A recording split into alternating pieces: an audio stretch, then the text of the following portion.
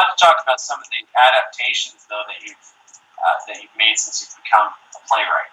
Um, you've often said that great writers not only know the rules better than anyone else, but they know how to break them. And I noticed that you're doing this in these plays all the time, where a lot of the tools of playwriting you use very well, and you use all of them, whereas I find most playwrights use just generally one or two tools, or their favorite tools, and then continue on with this. You use all of them, and then you also know how to get away with certain things. Instead of framing things like a novel, you'll have Danny Wagner intone about some of the diegesis of the play. So explain a little bit about that. My cat Oscar, who I'm putting on camera here, if I can get him on camera. There he is. Awesome. Oscar. Where is he? Oh. Anyway, whoops, I have a little problem there. But anyway, yeah, you have to use all the tools that you can get, and very few people want to use all these tools, and it always sort of astounds me. I mean, this play, for example, opens with Bach's Toccata Fugue. You know, it's the famous horror one that goes. It's been used in countless horror films, versions of it, Phantom of the Opera, and so I wanted to sort of have that synced up. So I sort of have the opening with the character of Janie Fitz, who, like a number of other female characters in my plays, is an over-the-hill woman who was once attractive, sexually attractive, just like the Lujack sisters. I don't think we've talked about that play yet. And the play opens with her looking through a mirror. She's looking out at the audience through a mirror, and so she has this sort of horrific thing. And then we see she has two versions of herself, the young Janie and Janie, and the play basically juxtaposes back between them, between the one-night stand that I had and other aspects of that. And I sort of sync it up, and later on, another play that I did, this Lesser Weathers of Beethoven, I do the same with the whole 7.5 minutes of the first part of Beethoven's Fifth Symphony. Dun, dun, dun, dun. And so, and it amazes me that with all the musicals that have been done, that no one has taken a lot of this classical music and really used some of these pieces like Bach's Toccata or Beethoven's Fifth, and just played with them. Because here, this woman is basically dealing with her life as a failure, what could have been, but she's not even really cognizant of it, because at the end she comes back to the same mirror, and I believe I have the same musical cues, and her comment is the same as the opening comment. How pretty she was once, and I used to be so pretty, and that's the same lament. So through all that she's gone through in the play, and it's not the longest play, it's only 21 or 23,000 words, something like that.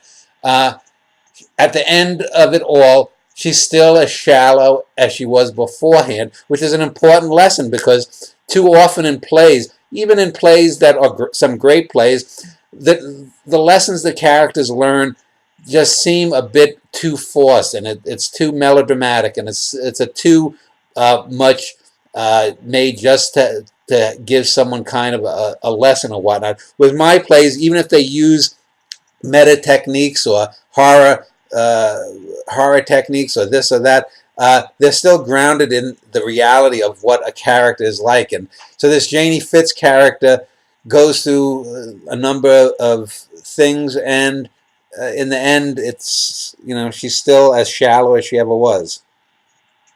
What do you think about the use of music in plays in general? Because you say that you're the only one who really use these classical compositions. As far as I know, how cognizant do you have to be of the reader of this?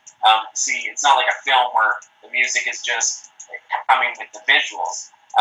The reader either has to look this up, or they have to know the piece themselves. So, are you cognizant of not having too much obscure pieces in there, and just using the stuff that's sort of like, or what is your thought process? Well, yeah, but I also ultimately it's to be made, and if you've lived to the age of 20, even by the time you're going to maybe see the first play of any depth, you should know Beethoven's Fifth. Da, da, da, da. You should know the Toccata Fugue. You know, there are so many things. Even kids today who are not as culturally adept at things before their time as someone like I am, or a lot of other people. I was Jessica and I were just out to lunch today with one of the women that I interviewed. She lives here in Austin. This Amanda Reyes, who I've done 3 Dan Schneider video interviews with. She's very culturally cognizant. But you're going to know. Oh, you may not know it's Beethoven. You may not know it's Bach. You may not know, but you've heard that before, and you know that the Toccata Fugue has that horror organ droning, overwhelming sense. So that immediately puts you and the character in the sense that she's horrified with herself, and you're not gonna get that if I was to say, well, you know, if this was an obscure B-side of a 1992 single released by such and such pop band. Classical music has that advantage that it's been around for a few centuries and has so thoroughly penetrated that it's even more all-pervasive than the most pervasive music out there. What do you think of introducing, say,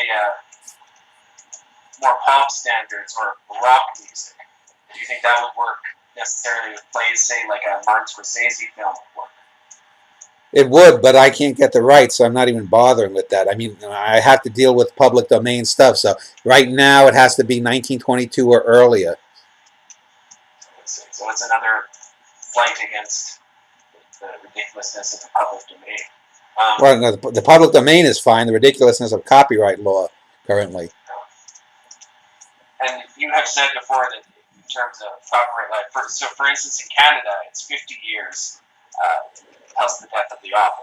Well, yeah, Canada is better in that sense. It's like 95 years in America, but Canada also has a lot of issues with free speech and whatnot. I mean, stuff I write here. If let's say, for example, there's a couple of the plays, like the short play where I use the word faggot and nigger a lot because there's a lot of young kids in the plays, and this is the kind of words that they used in the 60s and 70s and still do today. I mean, I just yesterday at the school I work at, I heard a couple of young black guys talking about fags and this and whatnot, and don't fuck me up the ass, you gay bitch, kind of thing. So people still do that, but you, living in Canada, if you wrote something like that, someone could probably, try to garnish your wages, from what I've read. So, for all the advantages Canada has in terms of, like, cultural stuff like a national pension or nationalized health care, which has some issues, but is still better than in the U.S.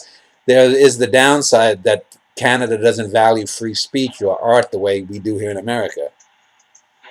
That's true, but one point I wanted to make in regards to copyright is the fact that, say, I remember this specific point. Nat King Cole is available in Canada, but he's not available in the U.S. And I've always thought that was such a bizarre thing, where an American item is available in a different country, but not available in the U.S. The copyright seems absolutely schizophrenic in its use. There should be a global copyright law, and hopefully someday, and not be influenced by the Walt Disney Company or other companies. Every company should or every country should follow by the exact same rules, and it should be life of the author, and maybe give 20-25 years in case the spouse outlives. But once the spouse is dead, that's it. You can't have this situation like with Stephen Joyce, getting rich off of his dead grandfather, who we met only 2 or 3 times from what I've read.